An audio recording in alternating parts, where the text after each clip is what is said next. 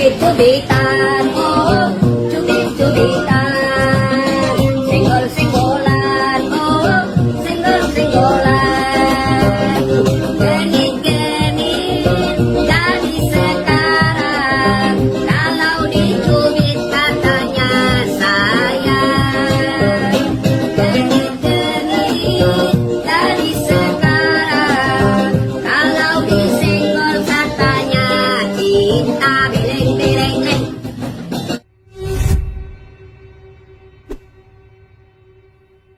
Ibnu Umar radhiyallahu taala anhuma, beliau sedang berjalan bersama muridnya Nafi' Maula bin Umar rahimahullah. Mereka berjalan berdua. Pada saat mereka sedang berjalan berdua, ada salah satu pengembala, bukan main musik, bersiul. Ibnu Umar tutup telinganya sambil berjalan dan bertanya kepada Nafi', hal sami'ta syai'an? Masih ada suaranya? Masih ada suaranya? Sampai menjauh dari suara tersebut. Lalu Ibnu Umar membuka telinganya, lalu mengatakan, laqad ra'aitu Rasulullah sallallahu alaihi wasallam. Saya sudah pernah lihat Rasul sallallahu alaihi wasallam mendengar hal seperti itu dan melakukan hal seperti ini. Ditutup kupingnya. Jadi para santri itu bukan muslim pertama yang kayak gitu, bukan. Justru para sahabat mereka yang pertama seperti itu. Bahkan kata Ibnu Umar, Rasul pernah kayak gitu. Ikhwatah, kata Al-Imam Al-Khattabi rahimahullahu ta'ala, bahwa yang didengar itu hanya siulan saja, bukan musik. Lalu bagaimana dengan musik? Bagaimana dengan alat musik yang dimainkan? Itu memang sikap seorang muslim, gak denger musik. Di dalam Al-Quran terdapat 5 ayat yang mengharamkan musik. Di dalam hadis ada 14 hadis sahih yang mengharamkan musik. Di perkataan para sahabat ada 20 perkataan sahabat yang mengharamkan musik. Dan di antara ijma' kesepakatan para ulama ada 30 kesepakatan para ulama yang mengharamkan musik. Perlu basa-basi lagi masalah musik.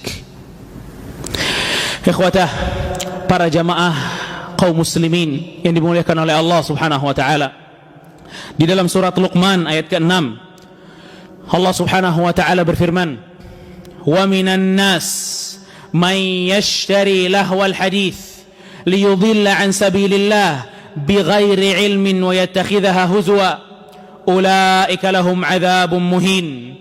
Kata Allah, di antara manusia ada yang membeli lahwal hadis, perkataan-perkataan gak berguna. Perkataan yang tidak berguna ini, kata Allah, menyesatkan orang dari jalannya Allah subhanahu wa ta'ala. Itu kata Allah. Lalu apa yang dimaksud dengan lahwal hadis di antara para sahabat? Muridnya Rasul sallallahu alaihi wasallam yang melihat sendiri ayat ini turun kepada Rasul sallallahu alaihi wasallam. Terdapat beberapa riwayat, salah satunya dari mufassir umat ini Ibnu Abbas yang Rasul sallallahu alaihi wasallam pernah mengatakan, Allahumma 'allimhu ta'wil wa faqihhu fid din. Ya Allah, ajarkan tafsir kepada Ibnu Abbas. Ibnu Abbas mengatakan, lahwal hadis al-ghina wa ashbahuh. Lahwal hadis yang kata Allah menyesatkan, ini adalah nyanyian dan yang semisal dengan itu. Dalam riwayat yang lain pula dikatakan oleh Abdullah bin Mas'ud radhiyallahu ta'ala an, beliau mengatakan, huwa wallahil ghina, huwa wallahil ghina, huwa wallahil ghina. Demi Allah itu nyanyian maksudnya, demi Allah itu nyanyian, demi Allah itu nyanyian. Dan di berbagai macam ayat demi ayat yang Allah subhanahu wa ta'ala haramkan musik, seperti surat An-Najm di ayat ke-61, surat Qasas ayat 55, surat Al-Furqan ayat 72, dan berbagai ayat yang lain. Adapun dalam hadis diriwayatkan dalam Sahih Bukhari, Rasul kita sallallahu alaihi wasallam dari hadis Abu Malik Al-Asy'ari radhiyallahu taala anhu mengatakan, sami'a Nabiya sallallahu alaihi wasallam, dia pernah mendengar Nabi SAW mengatakan, la yakunanna min ummati aqwamun yastahilluna al-hirra wal harir wal khamra wal ma'azif. Kata Rasul sallallahu alaihi wasallam, nanti umatku ini akan menghalalkan zina. Dan kita semua sepakat zina itu haram. Makanya Rasul bilang akan menghalalkan, karena awalnya haram. Sutra bagi laki-laki, khamar, bir, minuman keras, wal ma'azif, dan alat-alat musik, kata Rasulullah SAW. Itu hadis Bukhari. Diriwayatkan dari yang lain, dari hadis Ibnu Majah dan Ibnu Hibban, dan hadisnya sahih. Hadis ini jamaah, jika kita mendengarnya, kita melihat bagaimana perkataan Rasul sallallahu alaihi wasallam real di hadapan kita. Rasul sallallahu alaihi wasallam mengatakan, la yashrabanna an-nasun min ummatil khamra yusammunaha bighairi ismiha. Kata Rasulullah SAW, di umatku akan ada orang yang suka minum khamar, tapi enggak dinamain dengan khamar lagi, beda-beda namanya, dibikin bagus namanya, dibikin indah namanya. Lalu apa kata Rasulullah?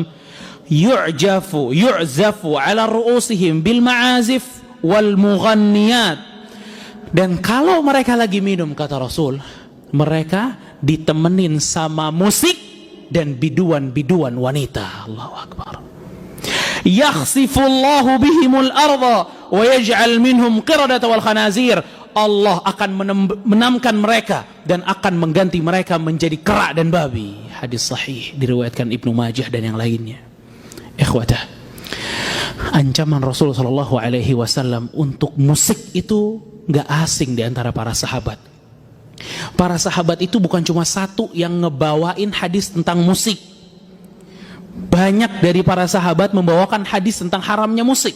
Ada Imran ibn Husain, ada Abu Hurairah radhiyallahu taala anhu, ada Abu Umamah, ada Ibnu Abbas, ada Qais ibn Sa'ad, ada Sa'id ibn Yazid, ada Anas bin Malik, ada Abdurrahman ibn Auf dan Amr ibn Sa'ad.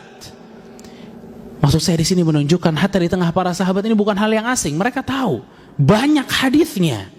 Bahkan ikhwatah, kalau kita ingin menengok dari ijma' kesepakatan satu mazhab ke mazhab yang lain tentang masalah ini, kita akan dapatkan mereka sepakat tentang keharamannya. Salah satunya ulama dari Hanabilah Ibnu Rajab Al-Hambali rahimahullahu taala, dalam kitabnya Fathul Bari, beliau mengatakan, wa ammal istima'ul alatil malahi wal mutribah al multaqah min wad'il aajim. Adapun mendengarkan dengan sengaja alat-alat musik yang dimainkan, famuharramun mujma'un ala tahrimih, maka hukumnya haram, sepakat akan keharamannya. Wala yu'lam an ahadin minhum rukhsah. Enggak pernah, kata Ibnu Rajab yang bilang, enggak pernah kami mendapatkan di antara para ulama ada yang memberikan keringanan masalah ini. Wa man nuqila rukhsatan, siapa yang bilang ada keringanan kok dalam masalah musik, faqad kadzaba wa iftara, maka dia telah berbohong dan menipu. Allahu akbar.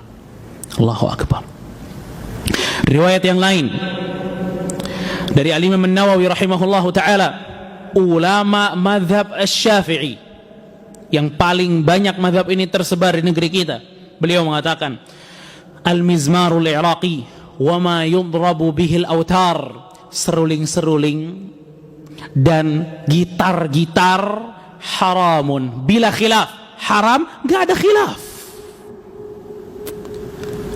Al-Imam Ibnu Qudamah rahimahullahu taala, beliau mengatakan, wa amma alatul lahwi kat-tunbur wal mizmar wa syabbabah, adapun alat-alat musik, fala qat'a fi, maka kalau ada orang menurut hukum fikih mencuri, maka tidak ada hukuman potong tangan. Kenapa? Alasannya yang bisa kita ambil jadi pelajaran, alatun lil ma'siyati bil ijma', karena alat musik tersebut adalah alat bermaksiat, dan ini kesepakatan para ulama. Allahu akbar.